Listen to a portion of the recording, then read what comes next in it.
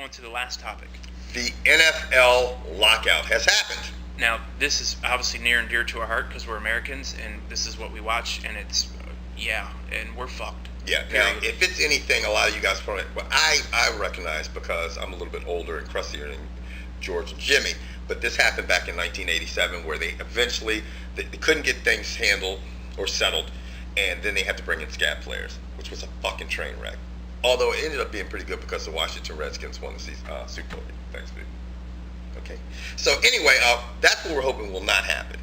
What we're going to try to do this show is break it down into layman's terms so some of you people out there who are probably just like a bobblehead doll trying to figure out this shit understands exactly what the fuck is going on with the NFL and the NFLPA, which is the Players Association, or the union, which represents the players. The problem is they were... George is the owners. I'm the Players Association.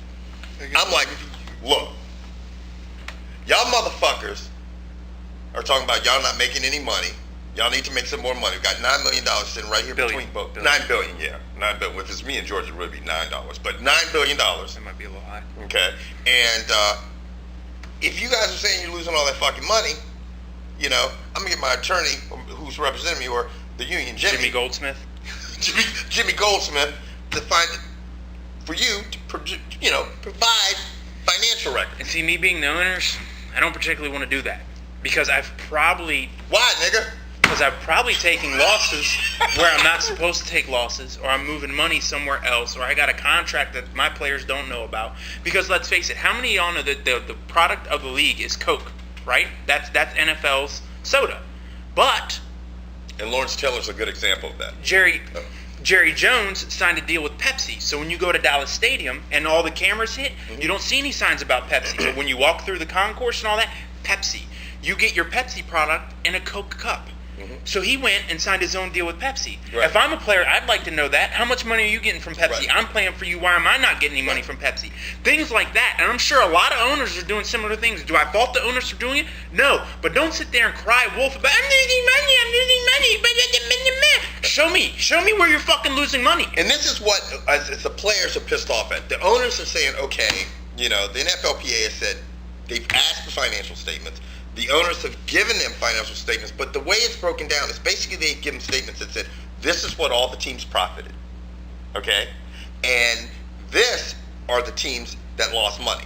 So there's no real financial breakdown. And like Jimmy said, they're private organizations. Well, let Jimmy say it. Yeah, he's actually here. Yeah. Well, I was just saying they're a private company. They don't necessarily have to provide 28 sets of financial records. Right. I think it's 32. Is it 30? Yeah, 32. 32, actually. They provide consolidated, and my guess is that's all that they're going to provide. I would be surprised if you see individuals. His last name is really Silverstein. Jimmy's right. Jimmy's our financial advisor and our legal counsel, too. Yeah. General counsel. Oh, shit, Shorty's a 5-star general, son. So, now, with all that being said, me, who represents the players, right, said, fuck you. And you said, fuck you, Kevin, and said, don't come in our facilities. We're locking you the fuck out. But we took we were a little proactive about it. We said, I know this motherfucker George is going to lock us out of the facilities. I know he's not going to let us do shit. So what we're going to do is say, Jimmy, got to drop you for a second so we can go in and start to file suits against this motherfucker. And that's antitrust lawsuits. I mean, file suits against antitrust practices, which basically says George is trying to monopolize us and you're practicing unfair business practices. You're doing unfair business. And the best part of all this is you're getting NFL athletes who are like, whatever, I'm going to go do something else. Ocho Cinco's going to try to do a movie, which should be entertaining because I'm sure it's going to be terrible. Zib Mikowski from the Ravens last night fought. And that motherfucker beat them. Yeah, he's Golden Gloves. He was Golden Gloves at Notre Dame. Right. And trust me, his hands are much better than his safety play. And what people don't realize, people were saying, you're doing this as a hobby. He's like, no, I wish I made a little bit more money because he made $50,000 last night when he crushed the guy in like 0 seconds. And he was like, right now, this is my first line of business. And I told George and Jimmy that, and they were like, what? And I'm like, yeah, the motherfucker's locked out. Right, because now they don't have to pay any attention to their contract. So now, if Tyrone Biggums wants to ride a motorcycle, he can. If Adam Pac-Man, I'm going to punch somebody or shoot him in the face, goes to a club at 3 a.m., no one can say shit.